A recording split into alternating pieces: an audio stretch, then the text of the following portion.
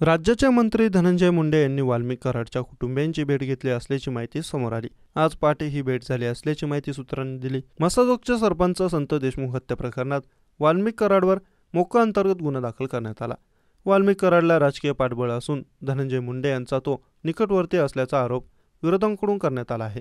आता धनंजय मुंडे यांनी कराड कुटुंबाची भेट घेतल्याने चर्चांना उधाण आलं। मसाजोगचे सरपंच संत देशमुख हत्या प्रकरणात वाल्मिक कराडवर मोक्का अंतर्गत गुन्हा दाखल करण्यात आला। यामुळे कराडच्या अडचणीत वाढ होण्याची शक्यता आहे। मंगळवारी वाल्मिक कराडची रवानगी बीडच्या मध्यवर्ती कारागृहात करण्यात आली, तर दुसरीकडे कराडच्या समर्थकांनी आज परळीत बंदचे हाक दिले आहे। मंगळवारी परळीत कराडच्या समर्थकांनी आक्रमक पवित्रा घेतला होता। त्यानंतर आज परळीत तणावपूर्ण शांतता आहे। वाल्मिक कराडला आज कोर्टात हजर करण्यात येणार आहे। राष्ट्रवादीचे नेते आणि राज्याचे मंत्री धनंजय मुंडे यांनी पहाटे कराड कुटुंबाची भेट घेतल्याची माहिती समोर आली। मुंबईवरून परळीमध्ये आल्यानंतर धनंजय मुंडे हे कराड कुटुंबियांच्या घरी दाखल झाले।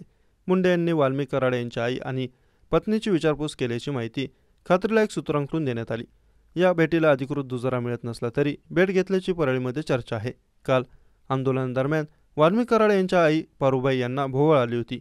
तब्बल 10 तासापेक्षा जास्त कराड कुटुंब पोलीस स्टेशनसमोर ठिय्या आंदोलन करत बसून होतं। परळीमध्ये आज तणावपूर्ण शांतता असून सर्वत्र बंद पाळण्यात आला।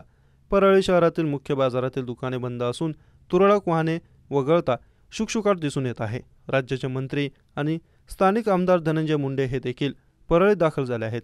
धनंजय मुंडे आज आपल्या समर्थकांना शांततेचे आवाहन करण्याची शक्यता आहे। मंगळवारी सकाळपासून कराड समर्थकांनी आंदोलनास सुरुवात केली होती। वाल्मिक कराडच्या आई पारुबाई कराड यांनी देखील महिलांसह परळी शहर पोलीस ठाण्याबाहेर ठिय्या आंदोलन केलं।